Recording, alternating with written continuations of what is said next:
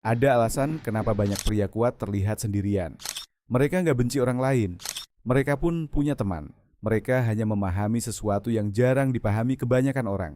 Kerumunan bisa memberimu rasa aman, tapi kerumunan juga bisa membuatmu kehilangan dirimu sendiri.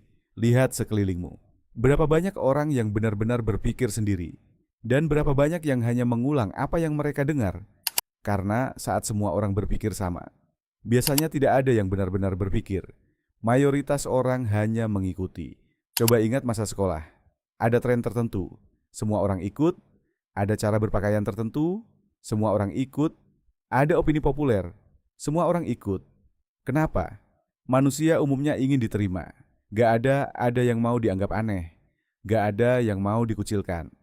Masalahnya, kebiasaan itu sering kebawa sampai dewasa. Orang milih kerjaan biar dianggap keren, milih lifestyle yang sedang populer, sampai milih tujuan hidup karena semua orang mengejarnya. Mereka gak pernah nanya, apa aku benar-benar menginginkan hal ini? Mereka cuma ikut arus.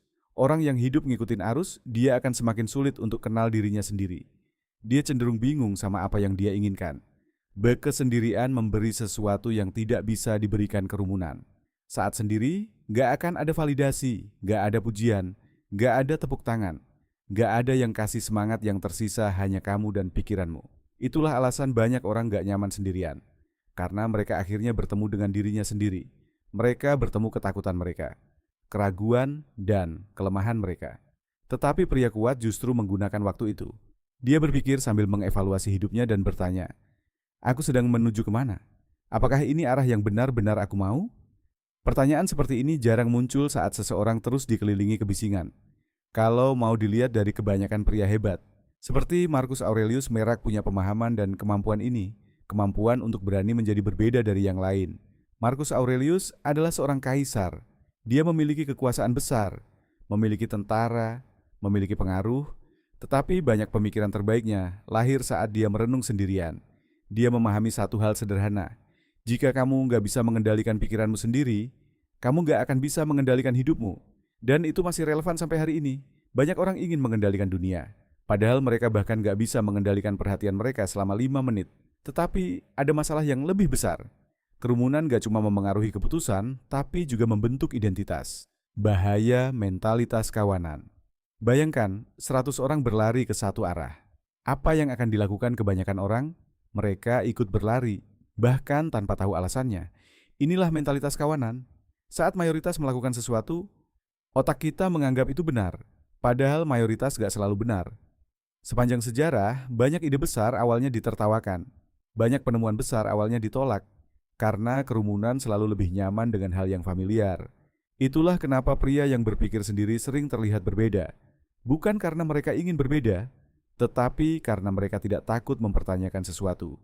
Orang modern jarang punya waktu untuk berpikir bangun tidur. Cek ponsel, buka sosmed, scroll TikTok, lihat berita, komentar, dan opini hari belum benar-benar dimulai. Tapi pikiran sudah dipenuhi suara orang lain. Setiap hari seperti itu. Akhirnya seseorang tahu semua hal tentang dunia, tapi tidak tahu apa yang sebenarnya dia inginkan. Dia tahu tren terbaru, tapi tidak dengan tujuan hidupnya. Dia tahu pendapat semua orang, tapi tidak punya pendapat sendiri. Nietzsche pernah mengatakan bahwa jalan menuju kebesaran seringkali sepi. Bukan karena orang hebat harus hidup sendirian, tetapi karena tidak semua orang berani berjalan ke arah yang berbeda. Butuh keberanian untuk mengatakan, aku tidak setuju.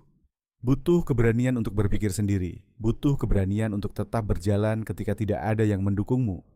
Dan itulah yang tidak dimiliki banyak orang. Mereka tidak takut gagal. Mereka takut tidak diterima. Banyak pria hidup untuk mendapatkan persetujuan. Persetujuan teman, persetujuan keluarga, persetujuan lingkungan. Masalahnya, semakin kamu hidup untuk menyenangkan semua orang, semakin jauh kamu dari dirimu sendiri. Karena suatu saat kamu harus memilih menjadi dirimu sendiri, atau menjadi versi dirimu yang disukai orang lain. Dan kedua hal itu sering berbeda. Pria berbahaya bukan pria yang paling keras, bukan pria yang paling agresif, bukan pria yang paling ditakuti. Pria berbahaya adalah pria yang bisa berpikir sendiri. Dia mendengar pendapat orang lain, tapi dia punya prinsipnya. Dia menghargai orang lain, tetapi tidak menyerahkan kemudi hidupnya pada mereka.